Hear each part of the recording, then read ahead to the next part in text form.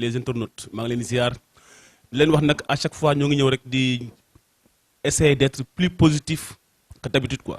bu ñu demee ba ci biir dañuy gën a comprendre le concept. waaw tey nag ma ànd ak sama benn invité di un partenaire ci projet bi xam nga moom tamit mu fas yéene rek ànd ak ñun ci liggéey bi ngir mu gën a mucc ayib comme ni ko Sénégalais di faral di waxee. du ma def rek lu jox sama invité bi Seylaye mu présenté wu Seylaye ñu ngi ziar.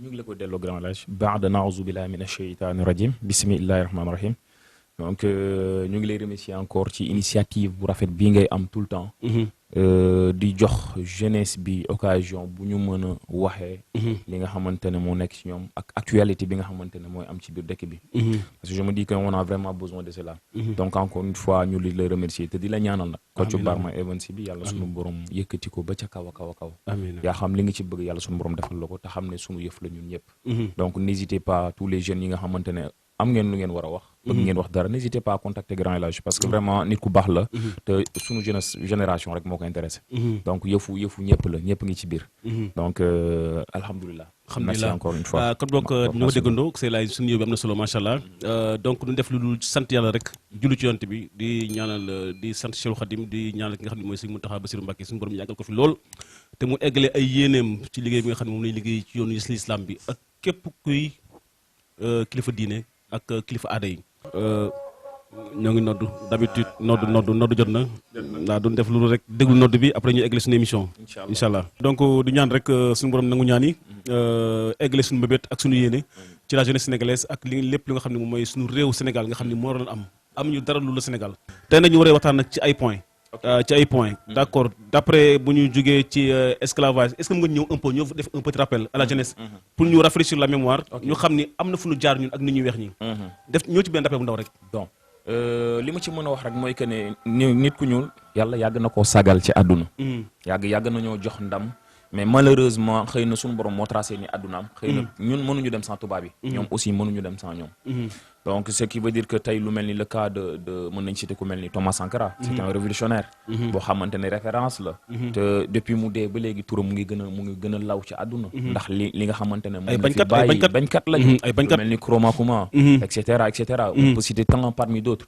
donc ñu mel noonu man je me dis que ce sont des vraies icônes ay références de l'Afrique des révolutionnaires ñoo xamante ne ay bañkat lañ ils se sont battus que pour l'Afrique mais malheureusement on a vu ni mu mujjee donc man je me dis que ne tey ba tey combat boobu ñoom ñu doon mener jusqu'à présent nous les jeunes africains on peut le faire représenter sunu Afrique doit être fier d'être des Africains parce que man je me dis que Afrique ñun ñoo ko mën a job dëgg la suñu nammee xaar tubaab bi di jógee réewam di ñu ko liggéeyal ça va pas marcher dëgg la on se dise la vérité nous les jeunes africains ñun ñoo war a jóg gën a gëm suñu Afrique gën ko jàpp gën ko liggéey pour mu gën a mën a jëm kanam et c'est possible man c'est possible malgré avec les dirigeants qu'on a actuellement donc mën nañ wax ne que c'est vraiment triste de voir certaines choses mais je me dis que ni am réew c'est pas le gouvernement moo ko yor certes ñoo ko yor mais ñun ñooy doole ci donc la population voilà c'est ça dañ am wàll bu rëy sa ñoom merci beaucoup faut pas que ñu toog di xaar lépp ci état parce que état mënul def lépp tamit dëgg-dëgg certes que yaa am na côté boo xamante ne war nañ ci mën a teg loxo parce que des jeunes yoo xamante ne am nañ initiative liggéey ñu xool fexe ba xool fa nga nekk ñëw teg ci loxo loolu d'accord nañ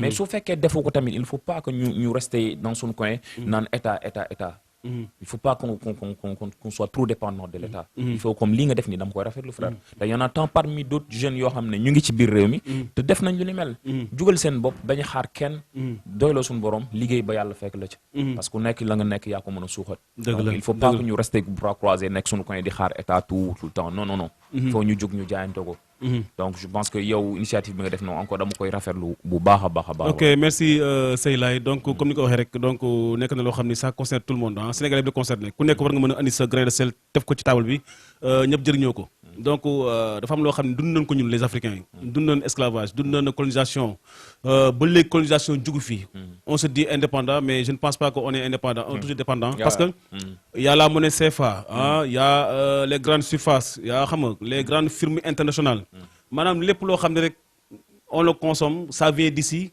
ñu dem def la production et ça revient ñu jëndaat ko donc bëri na ay cacao ay uranium xam nga ay produits miniers yëpp fi la jóge Afrique. C'est qu'une grande partie de l'argent qui est dans notre porte-monnaie vient précisément de l'exploitation depuis des siècles de l'Afrique. Pas uniquement, mais beaucoup viennent de l'exploitation de l'Afrique. ñu ñëw nag ci certaines icônes yoo xam ne jaar nañ fii di ay noir. ban analyse ngay def. waaw bon je me dis que comme li ma lay wax sànq ci njëlbeen li ma la ne nit bu ñuul yàlla yàgg na ko defal ndam. et c'est vrai. malgré adduna bi ñu nekkee tubaab yi ñoo ko jiital. parce que yàlla moo leen jox doole boobu. mais yàlla terewul am na lu mu dëxañ ci nit bu ñuul ba tey li ñu jot a gis sànq ci documentaire bi. tu vois que c'est des gens noirs. yoo xamante ne ñoom ñoo am initiative toog xalaat. pour wan la ne ay nit lañ comme nasaraan si. li ñu war a def ñun war nañ def lu ko raw. kon ce qui veut dire que loolu ba tey mu ngi fi. mais est-ce que nous la génération am nañ temps boobu. pour toog. pour xalaat pour liggéey. certainement que am na ay jeunes yu ma gis ñu def ko. tu penses des africains des jeunes africains yu am initiative créer des affaires. nga xam ne sax par la suite ñoom bu ñu créé dara sax tubaab ñoo leen ñuy récupérer. c'est jël leen yóbbu leen seen dëkk. voilà mais pourquoi ça frère. parce que nos gouvernements tey taluñu boo yooyu. c'est vraiment triste ngay gis ay jeunes yoo xamante ne ils ont du talent. créer benn affaire boo xamante ne tey da lay leer ne fierté la pour ñun les Africains. mais duñ ko def dañ leen di seetaan ba tey tubaab bi récupérer leen. yóbbu ko seen biir dëkk war ko mën a ndamu. c'est vraiment triste de cela. donc je me dis que ne tey kon talent mu ngi fi. xam-xam mu ngi fi. te du fi mës a jóg.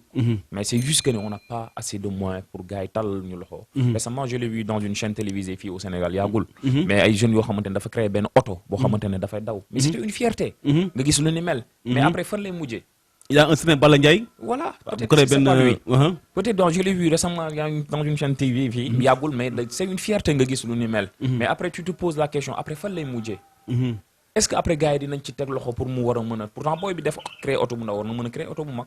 ku ko jàppale may ko moyen mu liggéey oto bu mag. mais malheureusement c'est vraiment triste. mais est-ce que toll ñu foo xam ne le gouvernement dañu war a am des budgets de recherche.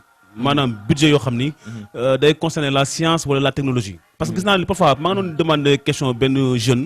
bu génnee de la force. bu def technologie mais man je me pose la question dama naan. est-ce que école boobu am na njëriñ parce que damay gis la plupart ay jeunes yoo xam ne yi génn nekk ay crack nekk ay bopp.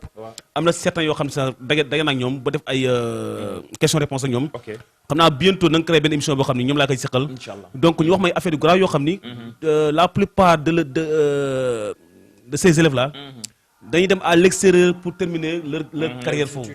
te pourtant noonu lañ des fii au Sénégal. maanaam ana ñu ñi nga xam ni moom lañ leen. suñu formation lañ ñoom suñu produit lañ. donc loolu la nga ci analyser loolu. mooy fi ñu tibbi woon rek foofu la ñuy delluwaat kon dafay mel ni que xam-xam mu ngi fi. talent mu ngi fi des jeunes yoo xam ne ils sont vraiment pertinents. en plus bëgg job. mais le problème en est que frère est-ce que gars yi ñu ngi leen di tàllal loxo comme tu l'as dit. est-ce que état créé na benn moyen boo xamante ne dina récupérer boo yooyu. créer benn sorte centre. et dugal leen fa. au lieu ñu leen bàyyi ñuy dem fële di jariñu nasaraan bi. parce que man je me dis que tey boo xamee benn jeune boo xamante ne il est bourré de talent.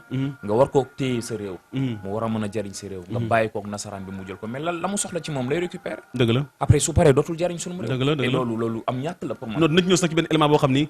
la plupart des joueurs sénégalais yi nga xam ne dañuy dem à l'extérieur. wut nationalité française. donc am na ci ñoo xam ni la dernière fois rek yàggul rek ku ci mel ni Demba Ba un sénégalais. am na lu mu dund ak maanaam arbitre de touche. xam nga bu benn nasaraan. c'était PSG ak benn équipe turque. waaw récemment affaire bi def na buzz.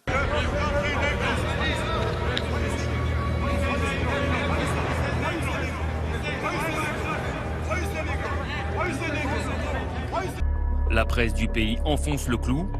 Nous nous sommes couverts de honte. En France, l'équipe exprime son ras-le-bol. Dans les colonnes du quotidien, Olivier Dacour estime que ce match fera date dans le foot et même dans le monde du sport.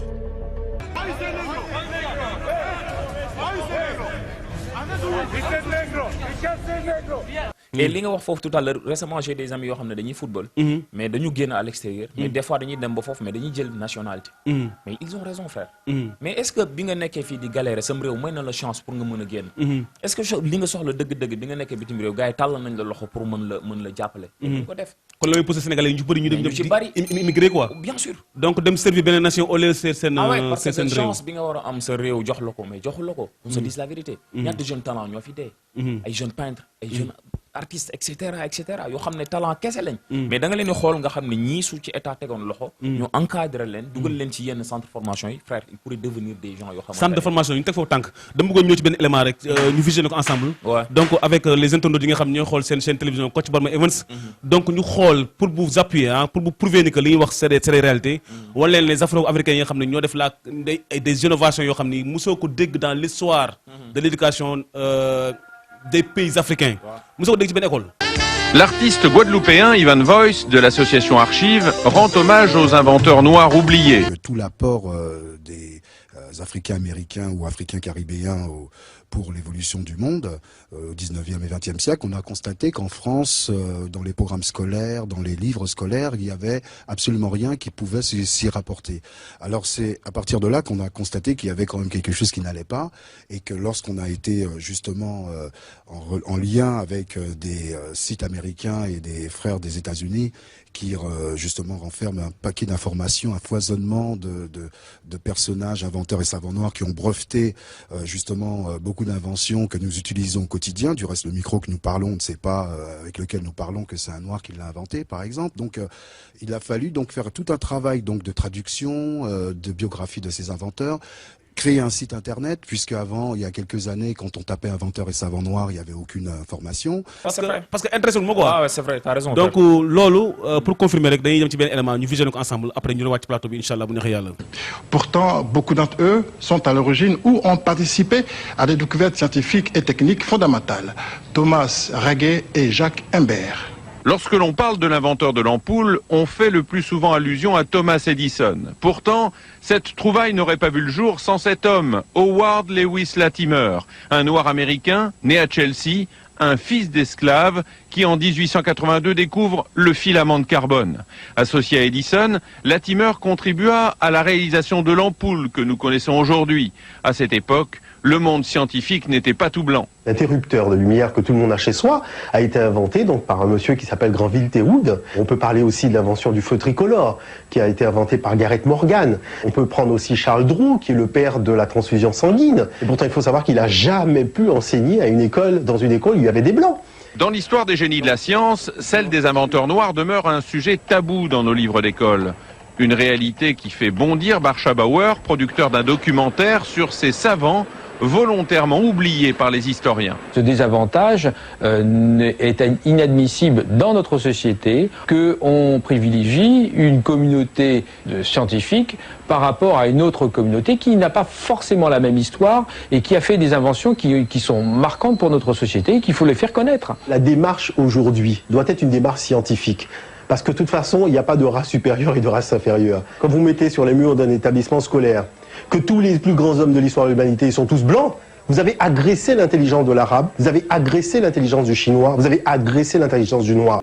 Donc, gis ngeen reportage bi liñ fi jot gis muy nekk loo xam ni peut-être la jeunesse am ñu chance di ko gis parce que li leen gën a intéressé moom mooy di xool ay théâtre wala ay film wala ñu xool ay TikTok wala ñu xool ay WhatsApp te loolu dañuy tarel quoi donc dañu toll jamono joo xam ni 21e siècle dañu war a fexe def le maximum pour être parmi les plus grands pays donc ñun suñu combat loolu la waaw donc éveiller la jeunesse sénégalaise te xam naa ñoo ngi sax mais fokk ñuy waxtaan ak ñoom fokk ñu créer d'autres concepts pour réveiller leur conscience ñu xam ni monde bi moo ko laaj Seylay gis na reportage bi ban analyse nga def yow analyse bi ma ci am mooy que avant sax may dugg ci les génies en sciences muy les savants noirs donc da nga wax benn affaire bu am solo mooy que ne notre génération waruñu dañu leen tënk ci les réseaux sociaux te tënk bi ñu leen tënk ci biir réseaux sociaux yi mooy amatuñu temps pour jàng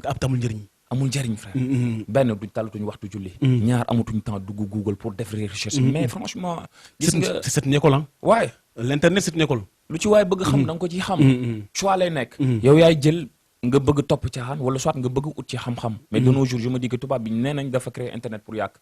man je dis non. non. da ko créer non ma gëmuma loolu. ñu liggéey ci. mais après ça dépend ci nit ki yow li nga bëgg xam. ak temps bi nga ci bëgg passer. parce que imagine nit bu nekk ci TikTok wala soit YouTube di seetaan lu amul bopp. mais je préfère dem dugg Google def des recherches. tey par exemple les génies en sciences. les savants noirs yi nga xamante ne ñoom lañ doon xool nii tey. dafa jot ñu xam ko. parce que fierté la ci. Howard Lewis ah. waaw Howard Lewis pardon. waaw moom moo créé filament de carbone. filament carbone bi. en 1882 1882. donc loolu yoon la pour tey bépp jeune nga xam ko. parce que c'est une fierté. malheureusement même bu fekkee ne sunu école yi ak sunu université yi jàngale wuñ ko. mais ñun yoon la ñu xam ko parce que ñii c'est des noirs. c'est des afro-américains. donc c'est une fierté pour ñun. te nag on a choisi que 3. parce que bëri na ñett lañ tànn rek quoi. mais bëri na ay savants noirs yoo xam ne c'est des afro-américains yoo xam ne ñoo créé la plupart de maanaam technologie yi ngi gis fii yëpp. daanaka même sax boo gisee ay poches de sang. transfusion sanguine. ni ko ñuul moo créé. dëgg la c'est vrai. c'est pas est-ce que c'est pas Gareth Morgan je sais pas. non Gareth Morgan c'est lui qui a fait les feux tricolores. voilà feux tricolores yi. donc kon ñu mel noonu tey am na ñu bari ñoo xamante ne tey xam naa ne ñu ngi koy dégg mais c'est la première fois ñu dégg lu ni mel. mais il est temps que gars yi jéem a ñu jàngee ñun. ba pare ñi war a jàngal xale yi li ñu leen war a jàngal aussi. c'est important frère. war nañ jàng. mais ñi war a jàngale aussi yoon la ñu xamal booy yi. mais nit bu ñuul warul mujjee. waruñu nekk ci ñi mujjee parce que comme je te le disais au début yàlla daf ñu teel a siggil sargal ñu. donc il est temps que ñu delluwaat fa ñu nekkoon. ñu dem xool ci référence yi nga xamante ne am nañ leen. pour ñu mën a sauver sunu génération. ok d'accord dafa mel ni tamit am na keneen Charles Degout. Charles Degout qui est le père de la transfusion sanguine. Et pourtant il faut savoir qu'il a jamais pu enseigner à une école dans une école où il y avait des blancs. waaw Charles Degout mooy ki nga xam ne moom mooy créé transfusion sanguine ah. mu la cité sànq. donc mais yooyu ñu am yooyu yëpp en tant que des africains. tubaab bi ñëw rek. yàq suñu xel yi. ba pare dem suñu dëkk yi di wane les bidonvilles la pauvreté. xam nga vous les africains vous ne pensez pas doy réfléchir. léegi africains yi gëm loolu ah. donc noo koy jàngatee loolu yow. lépp man je me dis que ci complexe la. grand am na loo xamante ne bu la ko yàlla defalee li ndam si yàlla si. tubaab mu yàq suñu xel. peut-être mën na ne parce que man je me dis que d'une part moo yàq na suñu xel mais on est un peu complexé. parce que li olof di wax ne suul ker du la tere feeñ. am na loo xam ne bu ko yàlla defee ci nit. ak ku la bëgg suul day nax boppam. ñun on a des ressources. on a des icônes on a des modèles on a des références. mais dañ leen bàyyi fële bëgg topp loo xamante ne ay ñin ñoo xam ne bëgg roy ci ñoom te duñu ñoom. donc c'est qui est triste dans l'histoire. loolu moo ñu yóbbee tey lii yëpp ñu dund. xoolal ñi nga xamante ne pardon ñoom lañ fi cité. donc du coup Howard Lewis et cetera ak Gareth Morgan ak ñoom ñooñu. mais pourquoi pas ñu won génération bi ñooñu yenn genre nit lañ woon. ak lan lañ liggéeyal der bu ñuul. malgré même bu fekkee ne tubaab bi daf ko nëbb. mais histoire du réer. histoire du réer jamono bi lu waay bëgg xam na nga koy xam. mais surtout sax ku bëgg a xam réellement xool contenu bi en intégralité. da ngay dem nga def les sons noirs dans YouTube. voilà boo ko defee di nga gis ñëpp ñi nga xam ne c'est des sons noirs yoo xam ne ils ont. y en a tant parmi d'autres dañu citer 3 rek pour gàttal. mais du ñu jeex. ñoo xamante ne ay modèles lañ ils ont bâti quelque chose. pour le peuple noir. et donc il est temps nous les jeunes noirs ñu delluwaat. ca la ñu moom man ne Afrique ñun ñoo ko mën a sauver. dëgg la donc ni ñu ko mën a sauver moo ñu delluwaat suñu culture. delluwaat ci la ñuy moom xool ci suñuy référence pour avoir un Afrique meilleure. parce que pour avoir un Afrique meilleure. mënuñu vouloir être comme les blancs. et ñu devancer leen mënu nekk. parce que déjà ñoom on se dit parfois ñu ne li ngi tubaab yi rawee xam nga wax ju ñaawal jooju man daanaka bëgg ma sax di jarat waaye il n'est pas encore trop tard. donc parce que gis naa fi ay jeunes yoo xam ni africains yu bëri yoo xam ni daanaka am na lu bëri lu ñu créé loo xam ni seen nguur yi dañ leen dëddu. ba tubaab ñu leen jël récupérer leen pour exploiter leur expérience. la nga bëgg a ñëwaat encore. donc je disais fi nga ñëwee rek laay wax comme le disait souvent Nkrumah comme il a dit souvent ci benn livre. Cette décennie est la décennie de l'indépendance africaine. En avant vers l'indépendance. L'indépendance maintenant. Demain, les États-Unis d'Afrique. Que ceux qui portent un chapeau l'enlèvent. Écoutons l'orchestre jouer notre hymne national. Et à partir de maintenant, cet hymne national est l'hymne national de la Côte de l'Or qui sera joué à toutes les occasions.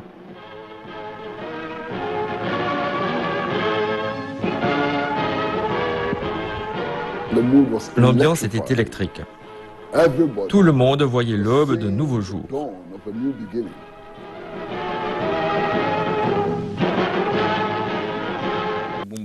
Nkrumah, c'était le président ok premier président ghanéen. qui a été élu en 1957. très bien. donc ce qui veut dire am na ci benn livre bu mu bindu mu ngi wax ne diviser nous les Africains nous serons faibles. Union africaine ci moom la jógee. waaw donc c'était pour un grand préciser monsieur. ne Union africaine. Kwame Nkrumah moo ko njëkk a wax ci kaw suuf. c'est un grand monsieur. donc ci livre boobu ma lay wax His Pride Freedom bi mu bindoon. daf ci wax ne diviser nous sommes faibles. mais unis l'Afrique pourrait devenir l'une des plus grandes forces dans le monde. te il a raison la ba mu koy wax c'était des tubaab bi xam na ko de. c'était des années. mais xoolal léegi tey Afrique fi mu toll. malheureusement gis nga ñooñu ku leen yeewoon seen bàmmeel tey ñu am lu leen naqari. parce que seen yéene yëpp moo doon Afrique nekk benn. seen yéene yëpp mooy que ne tubaab bi bañ ñu nootal. dëgg la seen yéene yëpp mooy que ne Afrique avancé ñu. booloo doon benn. mais malheureusement tubaab bi dafa dox ci sunu moyen comme ni ko booy di waxee. dëgg la ba tey lépp jaxasoo na. dëgg la on a des guerres. on a des maladies. famine bi. génocide bi et cetera. tout ça y a tas de choses la complicité des blancs. ça brise le cœur frère.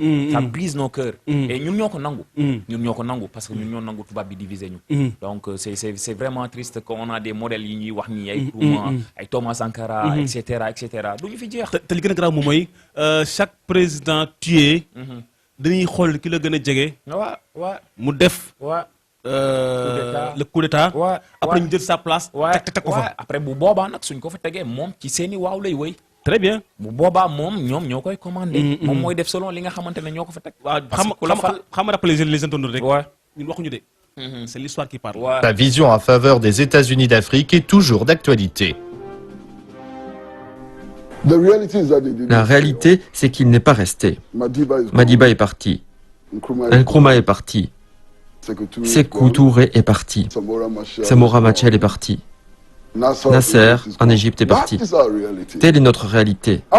Notre tâche est de créer un nouveau groupe de dirigeants visionnaires.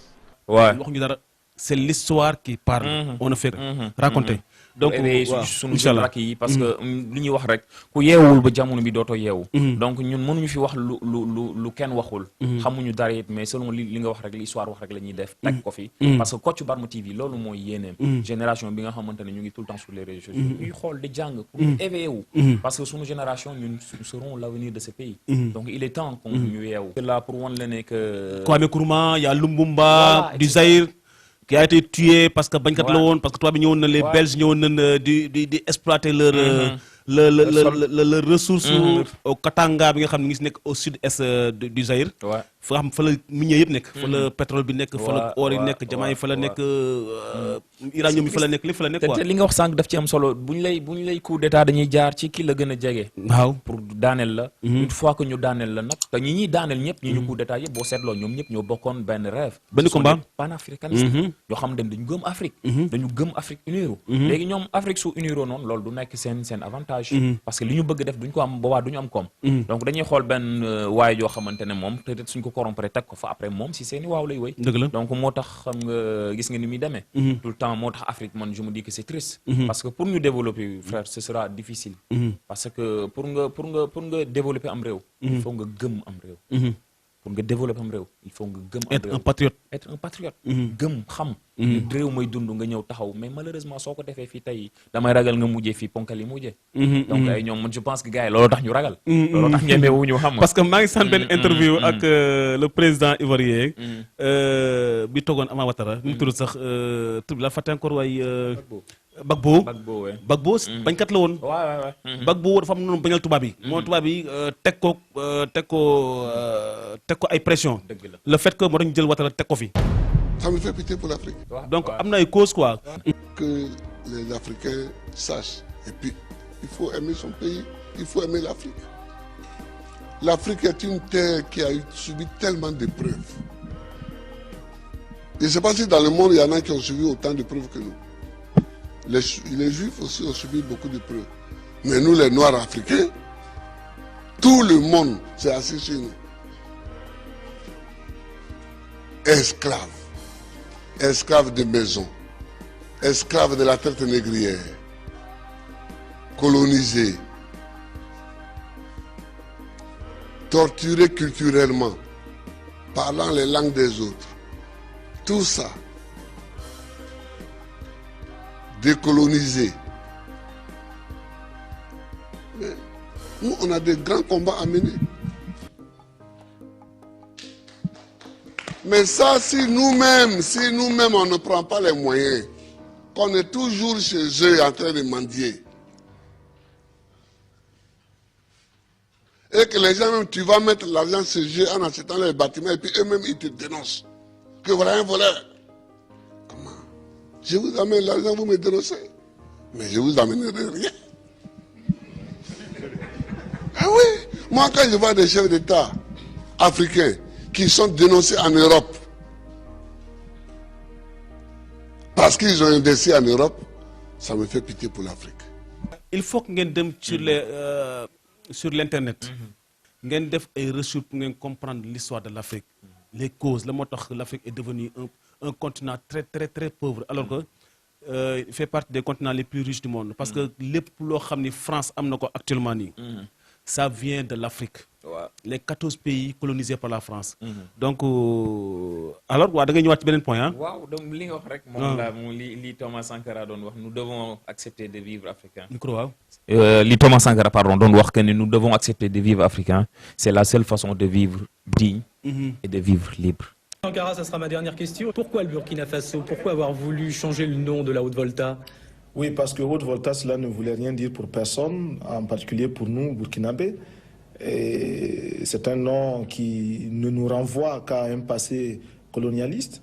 Par contre, Burkina Faso est un nom puisé dans le terroir même, qui a une signification dans notre langue. Qui veut dire patrie des hommes honnêtes. Haute-Volta. Ouais. Donc ñun grand li ma metti dafa bari ci mim réew parce que vraiment ku bàyyi sa yoon rek di nga jël yoonu jàmbur te yoonu jàmbur soo ko jëlee lu la fa fekk rek yaa tooñ sa bopp te loolu moo ñu dal et c'est vraiment triste de voir de jour en jour cette génération li ngay gis ci réseaux sociaux yi li ngay dégg tout le temps man je me dis que ni lépp dañoo bàyyi suñu yoon parce que bu ñu nekkoon ci suñu yoon roy ci fa ñu war a roy xool ci ñi ñu war a xool kon tey lii ñuy dal yëpp lu ci bari du ñu dal donc loolu nag mooy li nga xam ne lu andi woon tey ci émission bi nga xam ne moom mooy Dokanal ah di seen premier numéro ah seen première émission bi nga xam ne moo leen tegal sur la table ñu fas yéene nag rebondir ci benn sujet boo xam ne temps yi moo andi ay rumeurs yu mag Sénégal andi ay critiques ku nekk di wax Pape Cheikh c'est un frère donc mais mu am benn wax boo xam ni andi na ay polémiques yu rëy ci réew mi donc xam naa du ma def lu tegal leen vidéo bi ngeen xool ko parce que génnul li ñuy wax génn ko donc c'est pour souligner un peu rek ngeen xool def analyse ñun par rapport ñu li ñuy wax ngeen def jàngat xool la différence après ñu wàcc plateau bi. ngeen mel nii seen noppi def nii xool ma rek Alaaji Maalik génneel golo nga teg ko nga xool. du sa wax. walaay moom dafa rafet moom. maa njëkk a posé question que moom xanaa nekkul nit ku ñuul. mais Pape Cheikh Diallo dafay nelaw rek daa xamul àdduna. moom war na xoolaat boppam bu baax. yàlla nit ku ñuul la njëkk sax. booy wax si télé ñëpp di la seetaan na nga war a wax bu rafet. léegi nag duñ def lu ñëw rek ci plateau bi ñu wat plateau bi gis ngeen vidéo bi donc ak polémique yi nga xam ne sénégalais yi yëpp wax nañ ko naqarlu ko mu naqar leen man je pense que bu ñu toog ci plateau télévision ak ku mën doona ak animateur bu mën doon donc ñëpp xam na ni Pape Cheikh yàgg na dexoy fierté aux Sénégalais maanaam ak c'est un bon professionnel un animateur mais parfois il serait bon que les Sénégalais bu ñuy wax di xool bu baax li ñuy wax ci plateau télévision yi parce que ñëpp la ñu xool te internet dafa garaaw donc yow ban analyse nga def yow ci li Pape Cheikh def.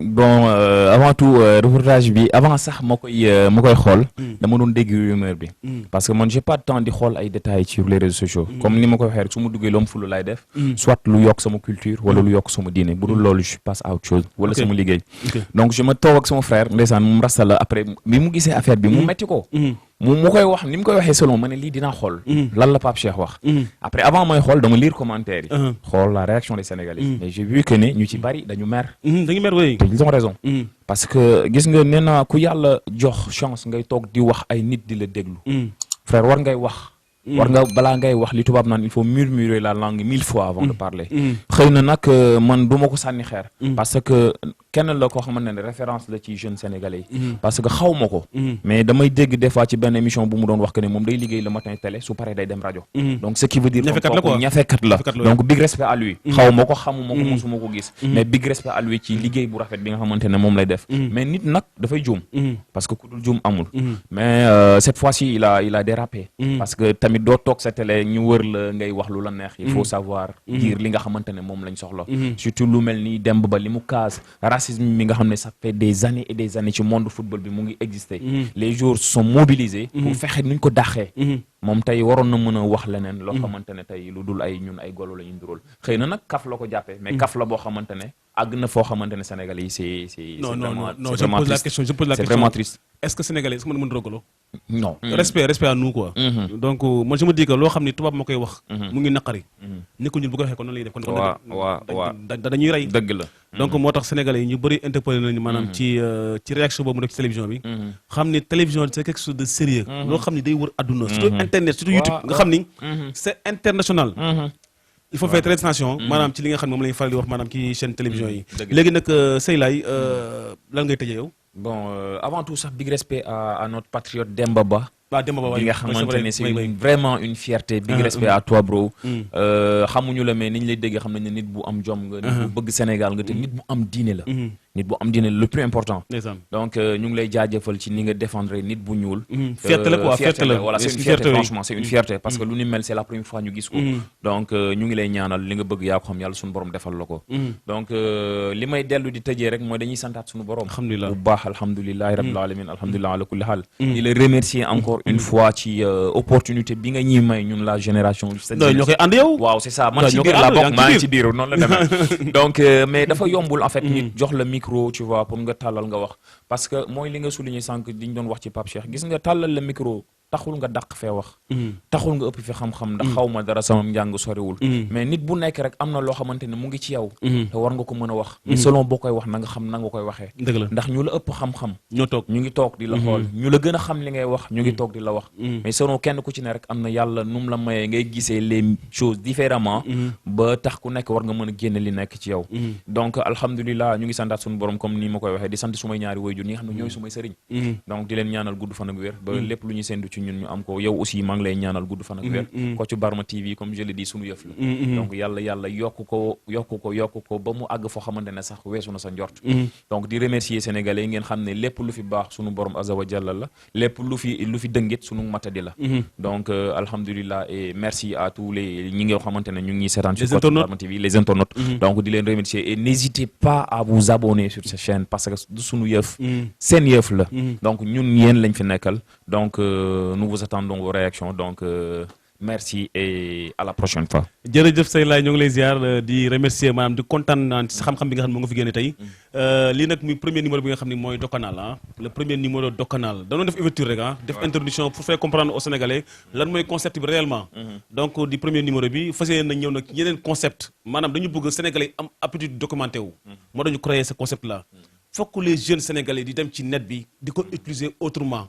au lieu que ñu nekk TikTok bi di fecc def ci fu comédie yëfu c'est pas intéressant je pense que c'est vrai que humour baax na ci réew parce que nit fa muy retaan mais le plus important et le plus sérieux mooy à ce que ñu jéem a combattre jéem a xeex pour être en avant comme tous les autres pays puissants loolu la ñu war a xeex te ñu jàngi xam-xam c'est important donc kon boog loolu mooy seen premier numéro Dokalma di ñaanal encore ki nga xam ne mooy Sëriñ Mountakha Bassirou Mbacké yàlla fi yàlla yàggal ndax diina gi tamit c'est très important ndax iman bu amul ci nit rek mooy tax muy def yenn musiba yi yàlla na fi yàgg loolu tamit ak képp koo xam ne ak sëñ Cheikh Jëmu Fall xalifa général des Baye Fall ak Seydina Limamou Laye alayhi salaam Cheikh Abdoulaye Thiaw waaw yàlla yàlla fayal amiin amiin alayhi Thiaw salaam borom ñëpp xam nañ diggante ak murid yi yàgg na def ay témoignages suñu baxat yàlla fi yàgg lool ànd ak wér te wéral ko amiin ak képp koo xam ne kilifa dina ngi ci réew mi rek yàlla suñu borom yàggal leen mel leen wér ndax seen dund am na njëriñ lool ñoom la ñu yàlla rusee je me dis yàlla suñu repère quoi donc di ñaanal samay waajur Baye Madiop Gueye yàlla na fi yàgg te wér amiin yaa rabbal Mame aalamiin Diallo Gueye yàlla na fi yàgg amiin lool yaa te wér rabbal aalamiin ak képp koo xam ne yaa ngi safoo seen chaîne bi nga xam ne mooy Kocc Barma Events abonnez-vous sur la chaîne c'est une chaîne vraiment très intéressante et qui est là pour vous servir donc pour vous éveiller mun ñu yee kenn nga ni ko sa waay waxee laa ñëwaat donc ëpp ñu kenn xam-xam mais dañu am ay initiatives positives yoo xam ni dañu ñëw rek pour apporter suñu grain ci sauce bi donc kon boog prochainement ñu jël ci beneen numéro Dokanal fii chaîne YouTube Kocc Barma Events jërë ngeen jëf